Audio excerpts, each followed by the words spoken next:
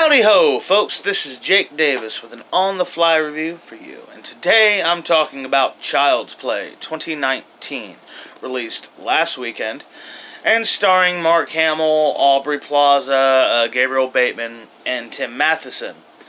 This is a remake slash clusterfuckage of the 1988 Tom Holland horror classic, which spawned, I believe, 6 sequels. Two of which were not theatrically released, and one of which I've never seen, actually. And only, one was good. One of the sequels was good. Between little things amongst the rest of them, you could probably throw together another fun movie amongst them. But Holland's film was a classic. It's a great movie. Is this beautiful cinematography. I always felt it kind of looked like a black and white movie. You could have turned off your color and gotten a whole new experience watching Child's Play. I personally feel it was better than many of the other franchise starters of the 80s, horror-wise, such as Friday the 13th, obviously, Nightmare on Elm Street, and even Hellraiser. I prefer Child's Play to all three of those films. I also, over the years, have come to enjoy it more than Tom Holland's other film, Fright Night, which I loved very much as a kid. In fact, it was the very first R-rated movie I ever saw. Anyhow, whole setup here is Buddy is basically like a Letza, but it can also be like a buddy, a pet, a robotic pet for your kid. So it's,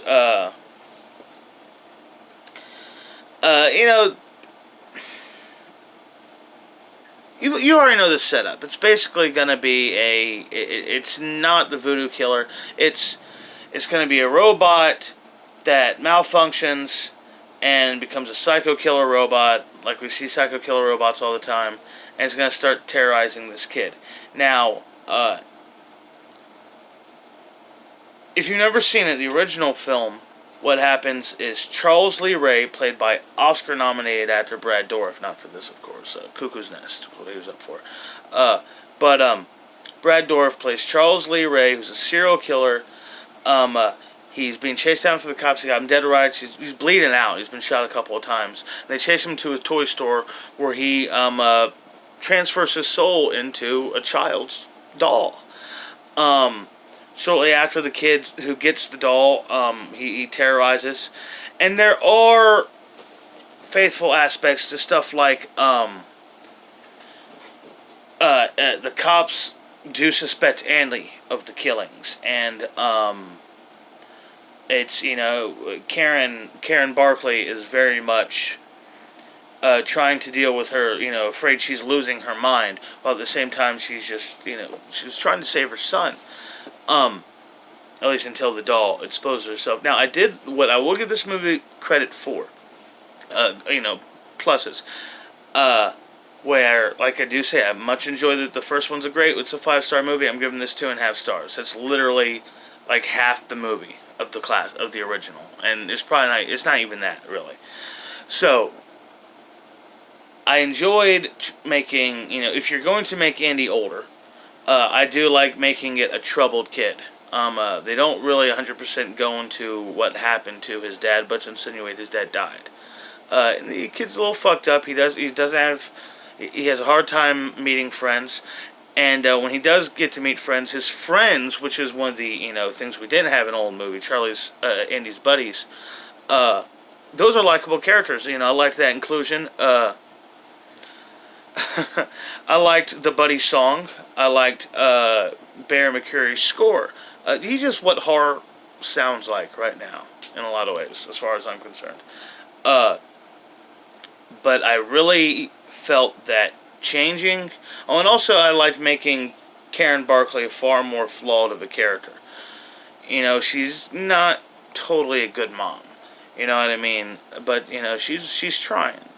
But now, and of course this movie is supposed to be a commentary on, people's reliance on technology, as well as stuff like, social media and video gaming and stuff like this is not a healthy substitute for real relationships and interaction with people. Uh, but yeah, in a way, this would have been fine if it would have just been a Child's Play ripoff opposed to a Child's Play remake. There is one really great EC comic kind of feeling scene in the movie. I'll just say it involves a morning head, but not what you're thinking, you perverts. But it's 2.5 stars, and I gotta say, the biggest disappointment, the real killer here, is losing Chucky's personality. Changing him from. I mean, what is scarier? A robot that doesn't realize the difference between a game and sadistic, terror, or a voodoo serial killer who's literally after the soul of a child. What? Yeah, it's like a duh. They blew it. Ultimately, they just blew it, and it's arguable whether or not they should have even bothered. Because even though I didn't see, because I wasn't really a fan of Curse of Chucky, and though I did enjoy Fiona Doris' performance in it, I haven't seen Cult of Chucky, but I've heard good things about it. So I bet you it's better than what they released here. Ultimately, this movie sucked. Mark Hamill, where, it's like, Mark Hamill's a great actor. I love Mark Hamill. Who doesn't love Mark Hamill? But at the same time, this is, if it's not Brad Dourif, who gives a shit? And another thing, the animatronics, were so much better in the old movie. When Chucky came to life, Chucky came to life. And it's just, never doesn't look like a toy in this to me. Anyhow, yeah, that's what I gotta say. Child's Play, don't bother. It sucks, ultimately. If you're gonna see it just for, completion's sake, check it out on DVD. Or Blu-ray, sorry. I don't fucking have Blu-ray. I ain't starting my collection all over again. If I'm gonna start over, somebody's gonna have to buy me this shit, you know what I'm saying? Oh, God. It was until 2004 till I bought a goddamn DVD player. Anyhow. Hope y'all like my review. Hope y'all like my stuff. I'm Jake Davis, and I'll catch you on the fly.